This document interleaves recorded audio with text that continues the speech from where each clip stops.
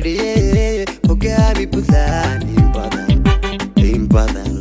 Soomaalina haybiyo goob alla wada heshiiye hogaami Puntland in badan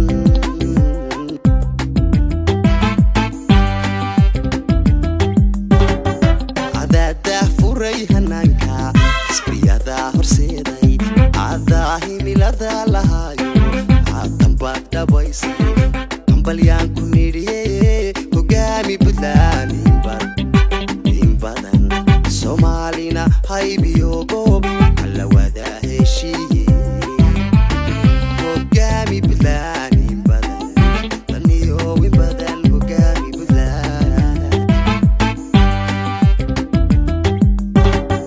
adada furay hananka isbriyada horseeday himilada lahayo hadanbaad dhabaysay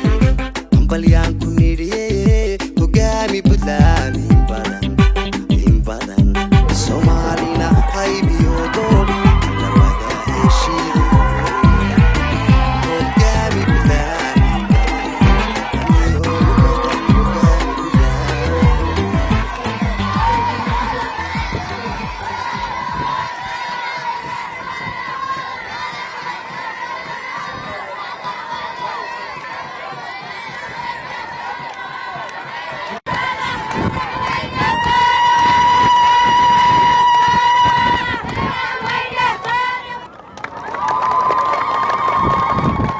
runtii waxay maanta noo tahay maalin farxadeed waxaa si gaara sharaf weyn iigu ah inaan soo booqdo magaalada Saaxo degmada Saaxo oo runtii ah degmooyinka ka mida degmooyinka Puntland kormeerkii aan ku bixinaynay gobolka Mudug inaan soo gaarno maanta waan uga mahadcelinayaa dhammaan dadweynaha Saaxo sida diiran ay noogu soo dhaweeyeen inta aan joogno waxaan rajaynaynaa inaan kulamo la yeelano inaan mashaariicda horumarineed ee laga qabtay aan daahfurno inaan baahiyaha kale ee degmada aan ogaano dawladdiinnu waa inii dhowdahay waxay jeceshahay mar walba wixii karaankeeda ah inay u qabato bulshadan runtii dadka Puntland waxay qaateen mabda ah inay isku tashadaan inay dadkooda u adeegaan inay danahooda ka shaqeeyaan in ay nabadooda iyo horumarkooda ay sugaan sidoo kaleetana inay danaha Soomaaliyeed ay kaalin ka geystaan kaalinta kaga aadan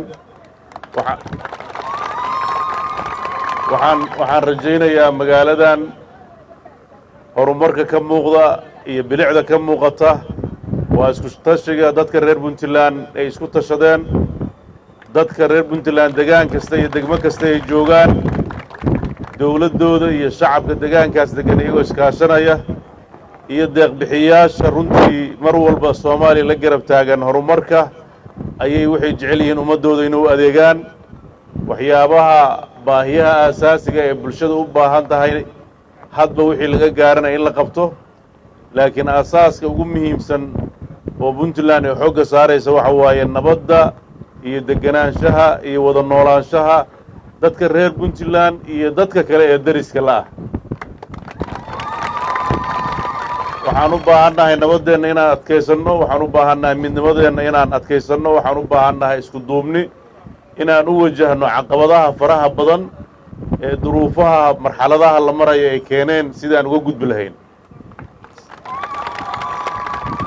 Saaxo runtii waa magaalo muhiim u ah halbowlo u ah nabadda iyo xasiloonida iyo deganaanshaha Puntland waxaan rajaynayaa in ay bulshada Soomaaliyeed dhammaan iyo bulshada reer Puntlandba ay ka soo kabtaan sanado badan oo duruufo amni iyo duruufo khilaaf iyo dagaallo sokeeyay ay aad u jireen waxaan aad ugu rajo weynahay in arrimahaas aan ku bedelno horumar deganaansho iyo barwaaqo ilaahay idinkiis annagoo kaashanayna awoodda rabbi iyo awoodeennaba aad baad u mahadsantihiin sida wanaagsan aad noo soo dhaweyseen waan ku faraxsanahay inaan maanta idinla joogno waxaan rajaynaynaa mashaariicdii halka laga furay inaan ka furno saldhigga booliisku ugu muhiimsan yahay iyo dhismayaasha kaleeto waxaan rajaynaynaa maxkamaddii iyo booliiskii inuu si fiican u shaqeeyo maamulka degmada inay si fiican u shaqayso dadka bulshada reer Saaxa waxaan ka codsanaynaa inay gacan siiyaan maamulka dawladda golaha deegaanka degmada booliiska maxkamadaha idinkay inay adeegayaan haddaydan gacan wanaagsan inaga helin way adkaanaysaa inay sidii ay rabeen u shaqeeyaan waxaan uga duwannahay Soomaali inteeda kale Puntland waxay uga duwan tahay waa nabad jacayl iyo maamul jacayl marka dawladnimada inaad adkaysaan baan laga rabaa kaalinta inagu aadan inaad ka qaadataan annaguna insha Allah mar walba